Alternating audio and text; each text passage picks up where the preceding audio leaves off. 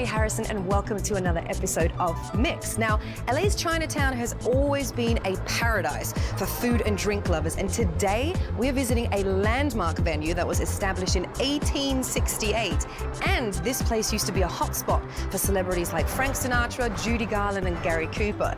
Now, today this craft cocktail bar serves exquisite drinks with a little old-time Chinatown flair mixed with some Asian flavors. So let's go mix up some cocktails at General Lee's.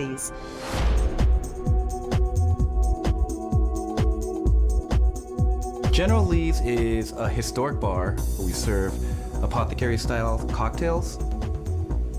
We have great music, and it's a place where people can enjoy a classic drink in a classic venue.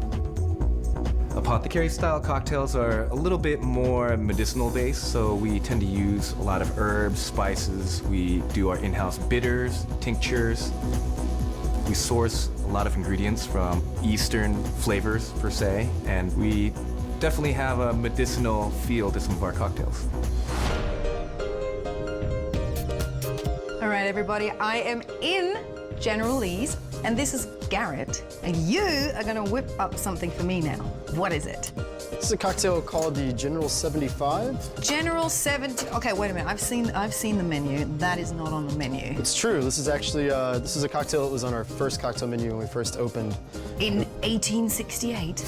No, 3 years ago. Oh, okay. We're going to be bringing it back on our fall and winter menu as well. So. Okay, so this is a bit of a secret drink that's sort of off menu. Mm-hmm, yeah. All right. So why is it called General 75 though? The 75 part actually refers to a cocktail known as the French 75, originated in World War I, which was the first recipe appeared in around 1915. It was traditionally cognac mixed with champagne, and they said that it gave you the kick of a 75mm howitzer, and this is kind of our little riff on it. So we take gin, and we steep it with a little bit of hibiscus tea, hence Love the hibiscus tea. red opalescent Drank tons of it in color. Egypt. Keeps you cool. And then we're gonna do a scotch of lemon juice. Oh, wait, this is all in-house as well? Yeah, we procure the tea, we let it steep with the gin for a few days, and we strain it off. You don't grow the tea here though, right? You probably get that out the door here in Chinatown. Yeah, it's like a 2-minute walk. Okay. Yeah, very close. But you steep it yourself. There Yeah, you go. we All right. house steeped tea. Okay. And then before we do that, we're going to take our cocktail glass. We're gonna rim the top with a little bit of lemon juice. And then we've got this nifty lavender. Basically, take dried lavender in a mortar and pestle and turn the lavender into a bit of a powder. And is that sugar or is that salt? Sugar and lavender, no salt. Give this But a it little looks shake. silly. You can't blame me for... It's true. If somebody saw that, they would assume that was salt. Well, yeah, and I actually have also never had a drink with sugar around the rim. I've only had it with salt, so this should be interesting, and also lavender. Yeah, adds a savory, nice touch Lavender to the is cocktail. usually in a pouch, and it's usually in, in a room and makes the, bathroom smell nice. Turns that nice deep red. Yeah, it's beautiful. To finish it, we're gonna make it a little effervescent by adding some Prosecco. And then we're gonna garnish it a twist of lemon.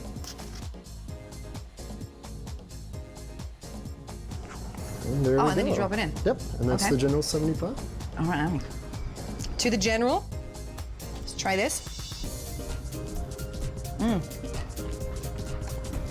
I feel like the crunch of the sugar with this. This is actually really, really good. You did good, my man. Well, thank you. Cheers. This is delightful.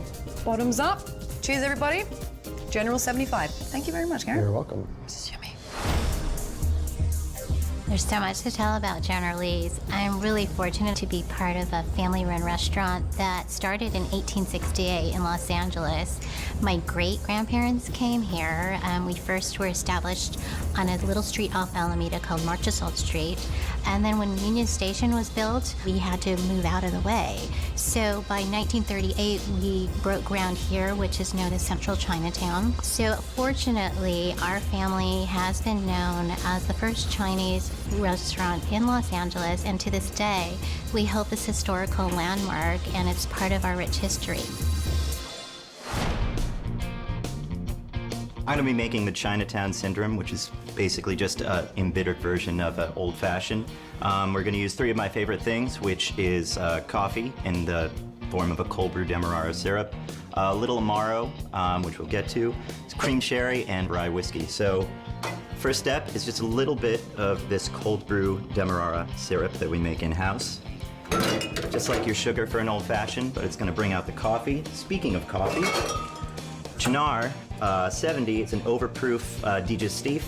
Has quite a bit of coffee flavors to it, but it's made with many herbs, artichoke being actually one of the main constituents. So we're going to add that. We're going to add a little cream sherry. It's a fortified wine from Spain. So just half an ounce of that. And what's an old-fashioned without some whiskey? This is James E. Pepper. It's 1776 bonded, so it's 100 proof. It's nice and spicy and nice and hot.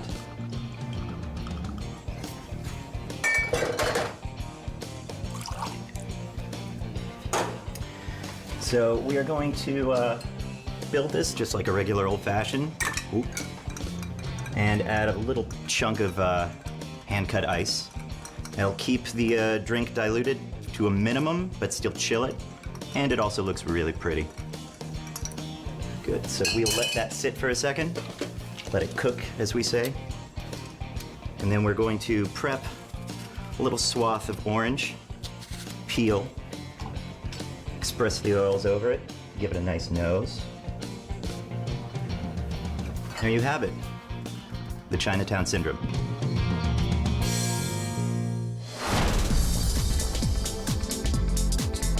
Our music and entertainment varies depending on the day. We can have anything such as live jazz on Tuesdays. We have live music during the weekdays. Weekends, we'll have DJs playing, you know, all the greatest indie tunes, hip hop, soul, funk. But during the week, it's generally a little more vibey and loungy, but the weekends definitely tends to be a little more raucous, you could say.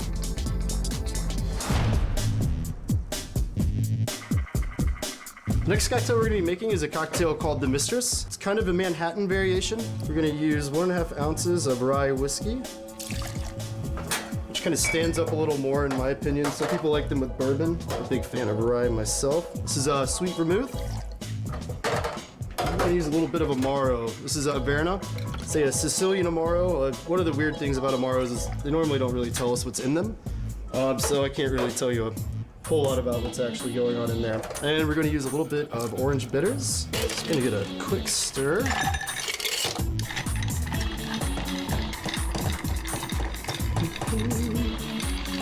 So in stirring cocktails that are served up, it's important to make sure they're properly diluted. The Chinatown Syndrome that we had before is of a similar style, and it's served on a large rock just to serve the same purpose. Since we don't have a large rock, when we're putting in this cocktail glass, it's much more important to make sure the dilution is done before it's served. So what we're going to do after it cooks a little bit is we're actually going to dilute it with 1 cracked ice cube.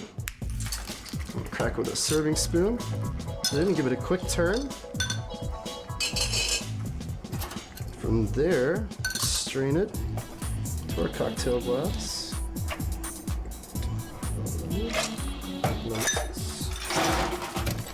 We're going to garnish this with an expressed and rested orange peel. Squeeze the top. It's like a miniature oil spill. They say 1 drop of oil can cover thousands of square miles or hundreds, I'm not sure. Same principle applies here. And the peel. And here we go. This is the Mistress.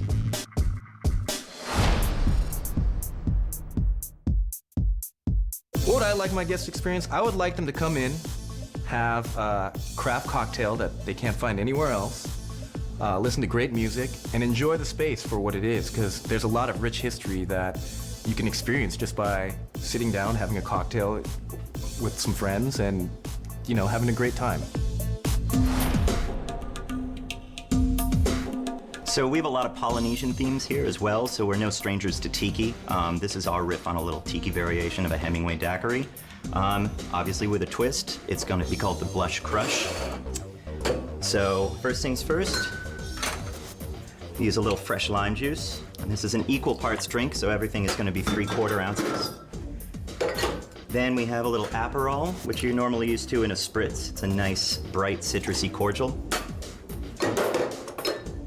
Then I'm going to use Pamplemousse Rosé, which is a wine-based macerated grapefruit spirit. Super fresh and refreshing.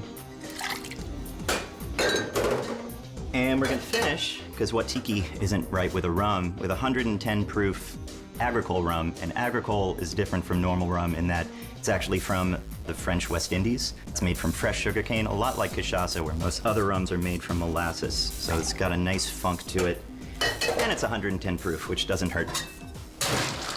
So I'm gonna ice this up.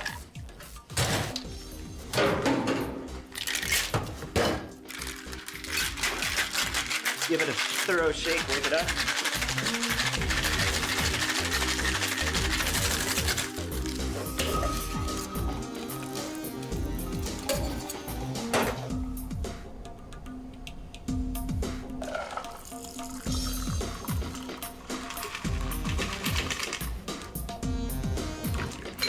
There you have it. Blush Crush. Cheers.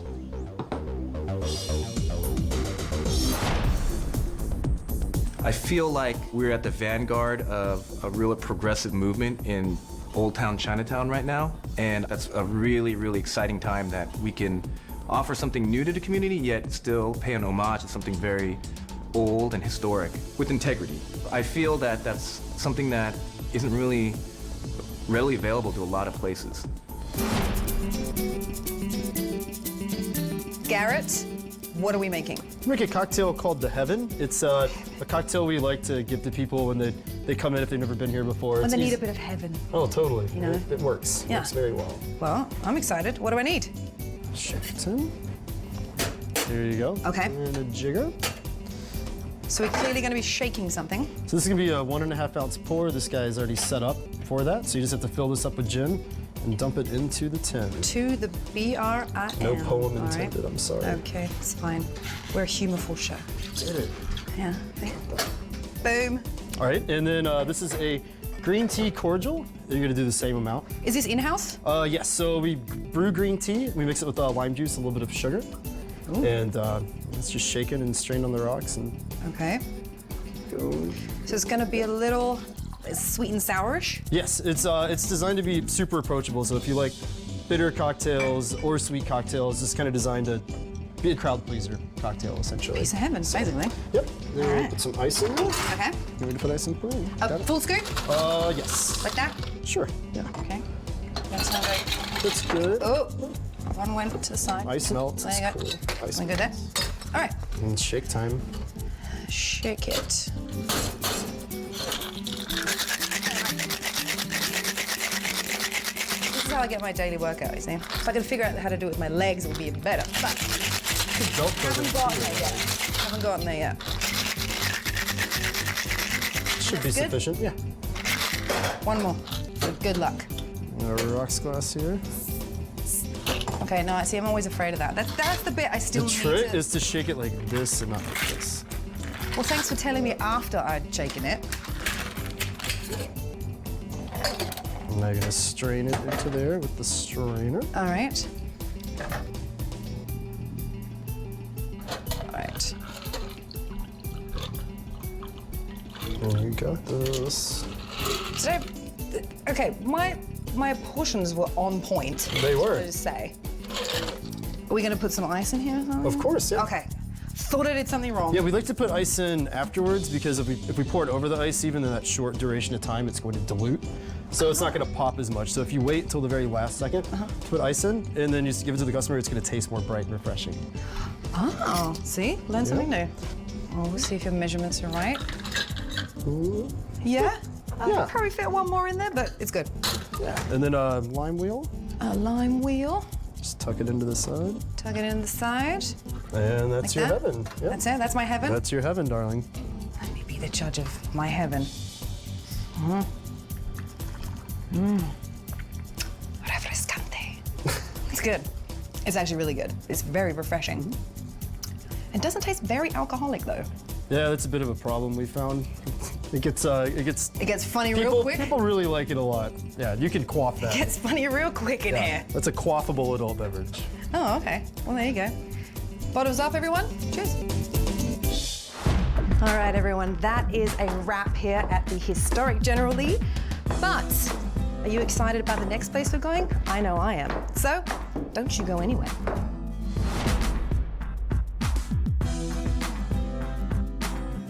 So having a British dad and also having spent my teens growing up in England, we were never far from a good old English pub. So I'm feeling right at home today here in Van Nuys, California, at a local brewery who specialize in real British ales. Let's go check out MACLEOD Ale Brewing Company.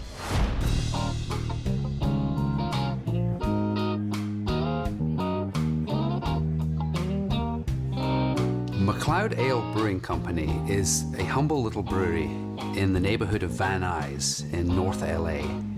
We established 2.5 years ago. We're a quarter mile from the courthouse. And I'm dying to do this special where we offer a, drown your sorrows after paying your ticket. We're a small micro-brewery, 7 barrels, just 217 gallons. We have a wonderful tasting room, which you can see behind me, which is open 7 days a week. And that's where we sell most of our beer right now. My husband, Alistair, he really helped me get this going. I couldn't have even considered doing something like this without him. I didn't immediately agree to it, but she said, I'll name it after your grandfather. We've really created not only a brewery, but a wonderful place for the locals to hang out, and it's just a great community space. We actually use our brewery for a lot of different things, like darts and games, art classes, and all kinds of things. But we've also created a British ale oasis in a very unlikely location. I'm the head brewer here. I'm in charge of all the brewing operations. We do a range of traditional English cask ale and more contemporary American-style draft beers as well. In general, the brewing process, we will start with the barley malt primarily, and then we will crack that very roughly. We'll take hot water, mix it with that, and starch breaks down into sugar. We take that sweet, sugary juice, boil it with hops for a period of time, cool it down, put yeast into it, and it turns into beer. Brewing process will take about 4 hours here in the brew house, and then it's about 10 to 14 days in a steel tank.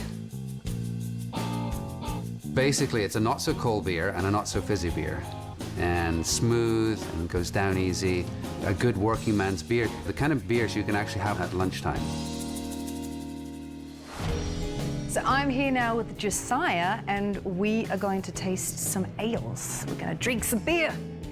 I'm excited. So what are we going to be tasting? We're going to be tasting our Midnight Walk, which is our dark mild. It's very traditional English ale.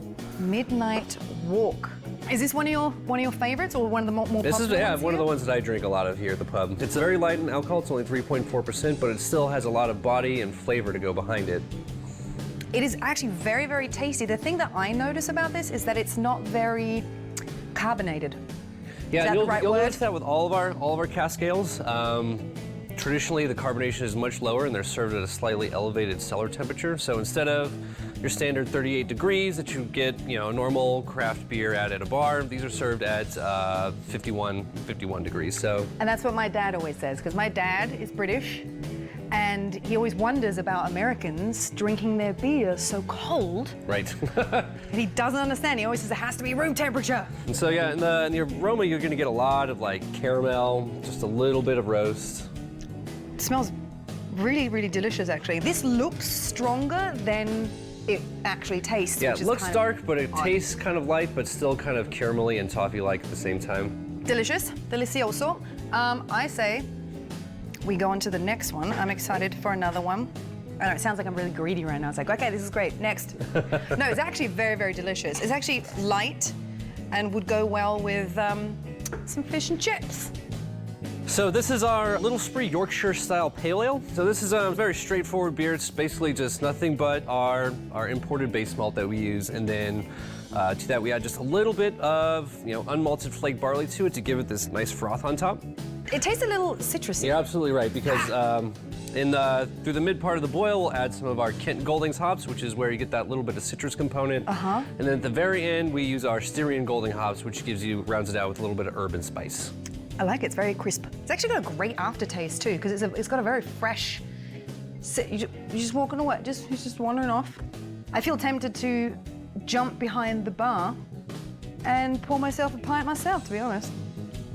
Oh, well, welcome back to the show. Here we go. We have our Better Days American Pale Ale here. Better Days. American Pale Ale is definitely one of my favorite styles to drink. So when we decided to do one here, we wanted to make a really good American style pale ale, but we wanted to stay true to kind of our more traditional English roots. What's actually interesting to me is this is the most carbonated out of all of them. Yeah, so this is, again, this is a draft beer versus the cask ales, and so this is going to have a much higher level of carbonation. Do we have one more in there? I mean, we got another. Yeah, we sure do. We've got another 14 to go, really. All right, this is going to be a doozy. Are you disappearing again? Here we go with our last one. This is our Imperial Oatmeal Stout. Why are you serving it in a glass like this? This is a very dark, very strong, very intense beer. So when you serve it in a snifter type glass, you can really get all of the aromas out of it. And it's a lot better for sipping something that's so intense. To be honest, I've never actually tasted anything like this before. This literally is a mixture between chocolate, coffee, beer. It has kind of that deep, dark, kind of dried fruit character. Yes! It's a great dessert beer. Some of our customers love taking this beer home and smoking cigars with it. This is really amazing. My taste buds have tasted something new for the first time in a while. So if I have to grade them, still love it, obviously, but this comes in place 4. 4, then I would say 3. That would be my second one, and that's my first one. This would be my lineup. Thank you so much for Wonderful, thank you. For letting me taste all these. Thank you. So we have kind of a fun way of naming our beers. Alistair and I are both bagpipers.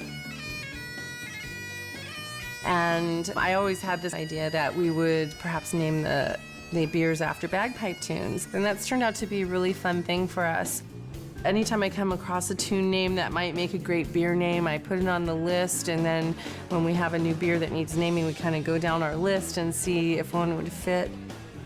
We had some patrons who started coming in and asking for custom mixes of beers, and a lot of times the names work out really great for that too. So for example, we had 2 beers. One was called Jar of Porter, and the other beer was called Jackie Tar. So people asked for a jar of tar. One of my favorite ways to develop new beers is to go back and look at periods of time and go through old brewing records and kind of recreate, beers the way they would have been brewed back then, as close as we can now with the ingredients that we have available to us. Will kind of lend itself to a name sometimes, or sometimes we'll just have a name that's so great we'll just find a beer that fits and brew that. Basically do anything we want here, as long as we still keep true to our roots of traditional English brewing tradition. Okay, so we have kind of a well-known patron here who is actually a pig.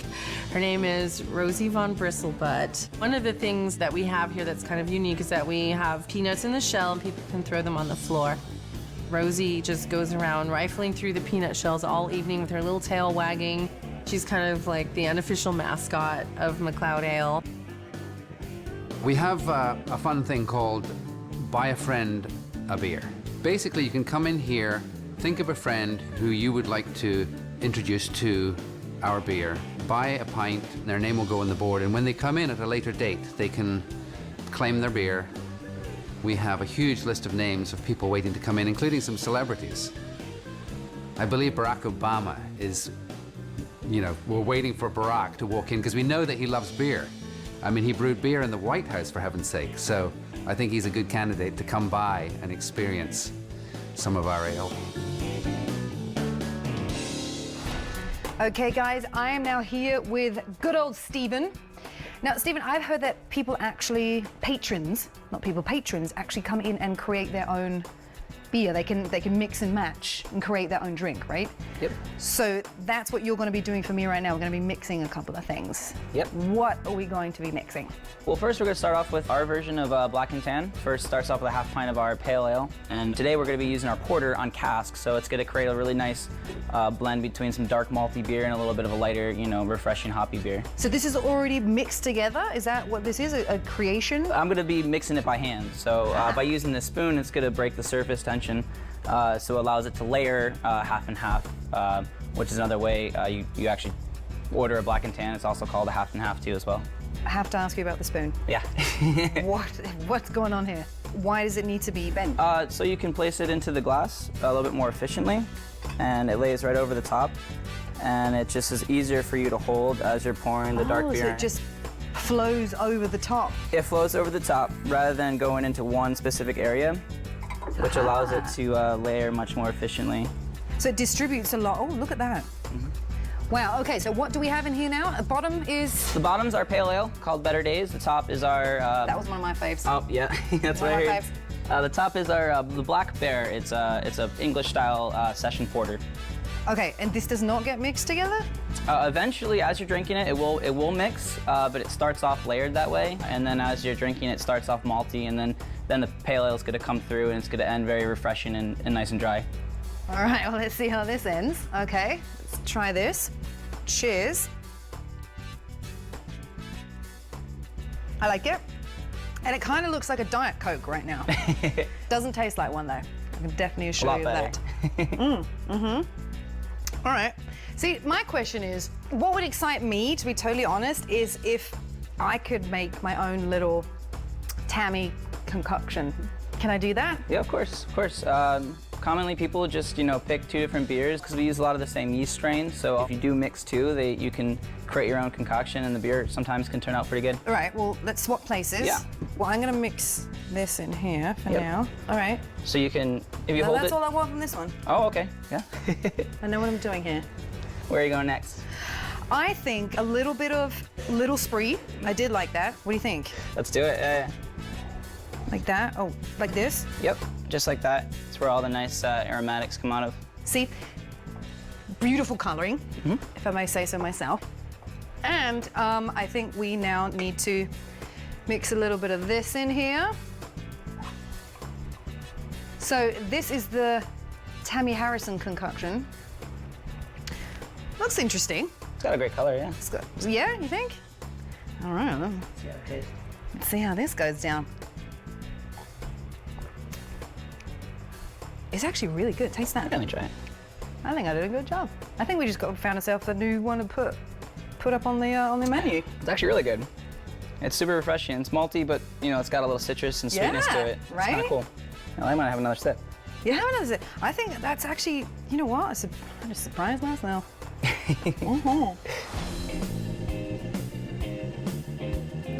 Ah, amazing stuff. Beer to me is a wonderful elixir. Alcohol is wonderful. It's been around forever.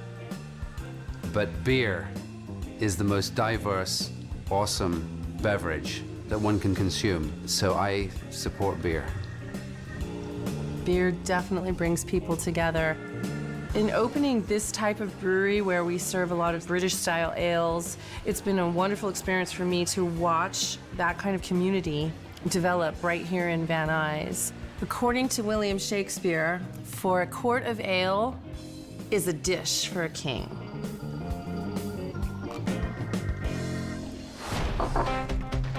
All right, guys, that is a wrap here from me at the MACLEOD Ale Brewing Company. There's a little pig running around here, which I'm going to find in a minute. But in the meantime, I will drink a couple more of these. Hope you enjoyed yourselves today. Until next time, I'm Tamee Harrison. Cheerio.